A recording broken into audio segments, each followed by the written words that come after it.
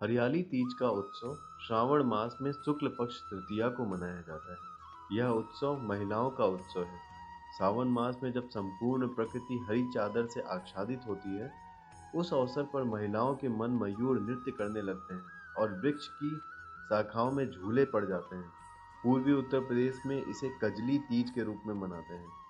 सुहागन स्त्रियों के लिए यह व्रत काफी मायने रखता है। आस्था, उमंग, सौंदर्य और प्रेम का यह उत्सव शिव पार्वती के पुनर्मिलन के उपलक्ष्य में मनाया जाता है। चारों तरफ हरियाली होने के कारण इसे हरियाली तीज कहते हैं। इस मौके पर महिलाएं झूला झूलती हैं, लोकगीत गाती हैं और खुशियां मनाती हैं। इस उत्सव को हम मेहंदी रस्म भी कहते हैं, क्योंकि इस दिन महिलाएं अपने हाथों, कलाइयों, पैरों और आदि विभिन्न कलात्मक रीति से मेहंदी रचाती हैं। इसलिए हम इसे मेहंदी पर्व भी कहते हैं।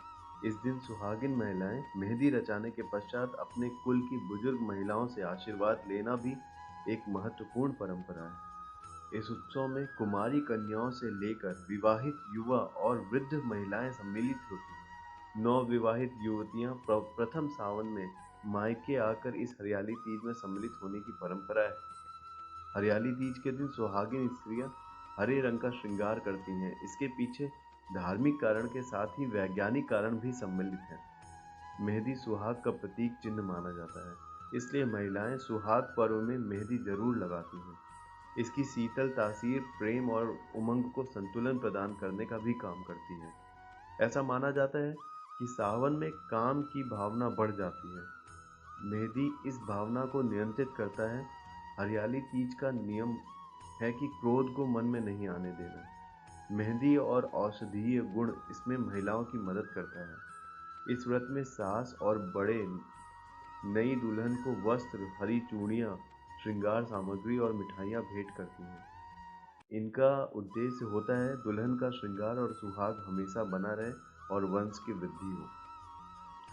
पौराणिक महत्व की अगर बात करें तो कहा जाता है कि इस दिन माता पार्वती सैकड़ों वर्षों की साधना के पश्चात भगवान शिव से मिली थी। यह भी कहा जाता है कि माता पार्वती ने भगवान शिव को पति के रूप में पाने के लिए 107 बार जन्म लिया, फिर भी माता को पति के रूप में शिव न प्राप्त हो सके। इसलिए 108वीं बार माता पार्वती ने जन्म लिया और तब श्रावण मास की शुक्ल पक्ष की तृतीया को भगवान शिव पति के रूप में प्राप्त हो सके। तभी से इस व्रत का प्रारंभ हुआ। इस अवसर पर जो सुहागिन महिलाएं 16 श्रृंगार करके शिव पार्वती की पूजा करती हैं, उनका सुहाग लंबी अवधि तक बना रहता है। साथ ही देवी पार्वती जी के कहने पर शिव जी ने आशीर्वाद दिया था कि जो भी कुंवारी कन्या इस व्रत को रखेगी और शिव पार्वती की पूजा करेगी, उनके विवाह में आने वाली समस्त बाधाएं दूर होंगी, साथ ही योग्य वर की प्राप्ति होगी। सुहागन स्त्रियों को इस व्रत से सौभाग्य की प्राप्ति होगी और लंबे समय तक पति के साथ वैवाहिक जीवन का सुख प्राप्त करेंगी। इसलिए कुंवारी और सुहागन दोनों ही इस व्रत को रखती हैं। हरियाली तीज की पौराणिक व्रत कथा। भगवान शिव ने पार्वती जी को उनके पूर्व जन्म के बारे में याद दिलाने के लिए यह कथा सुनाई थी। हरियाली तीज व्रत कथा इस प्रकार है। शिव जी कहते हैं, हे पार्वती, बहुत समय पहले तुमने हिमालय पर मुझे वर के रूप में पाने के लिए घोर तप किया था। इस दौरान तुमने अन्न जल त्याग कर सूखे पत्ते चबाकर दिन व्यतीत किए थे। किसी भी मौसम की परवाह किए बिना तुमने निरंतर तप किया था। तुम्हारी इस स्थिति को देखकर तुम्हारे पिता बहुत दुखी थे। ऐसी स्थिति में नारद जी तुम्हारे घर पधारे। जब तुम्हारे पिता ने नारद जी से उनके आगमन का कारण पूछा, तो नारद जी बोले, हे गिरिराज, मैं भगवान विष्णु के भेजने पर यहाँ आया हूँ। आपकी कन्या की घोर तपस्या से प्रसन्न होकर वह उनसे विवाह करना चाहते हैं। इस बारे में मैं आपकी राय जानना चाहता हूँ।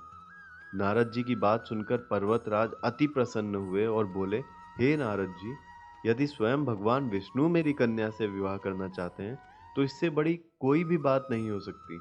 मैं इस विवाह के लिए तैयार हूँ।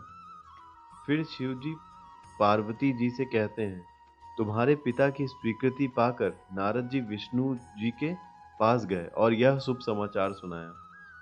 लेकिन जब तुम्हें इस विवाह के बारे में पता चला, तो तुम्हें बहुत दुख हुआ। तुम मुझे यानी कैलाशपति शिव को मन ही मन अपना पति मान चुकी थी। तुमने अपने व्याकुल मन की बात अपनी सहेली को बताई।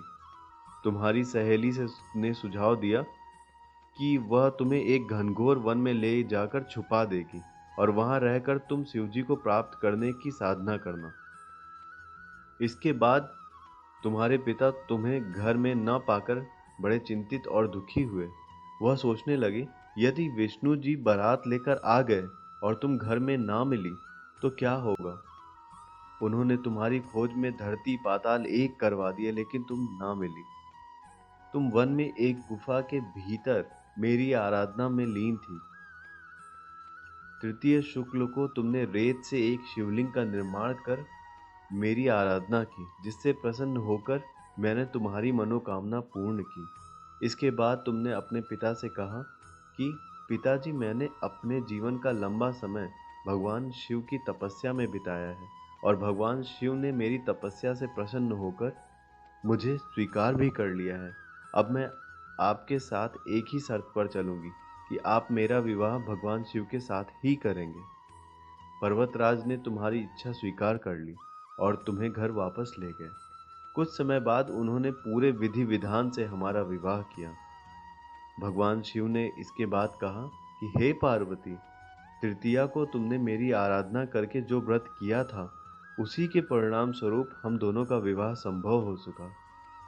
इस व्रत का महत्व यह है कि मैं इस व्रत को पूर्ण निष्ठा से करने वाली प्रत्येक स्त्री को मनवांछित फल देता हूँ। भगवान शिव ने पार्वती जी से कहा कि इस व्रत का जो भी स्त्री पूर्ण श्रद्धा से करेगी, उसे तुम्हारी तरह अचल सुहाग प्राप्त होगा। ओम नमः शिवाय।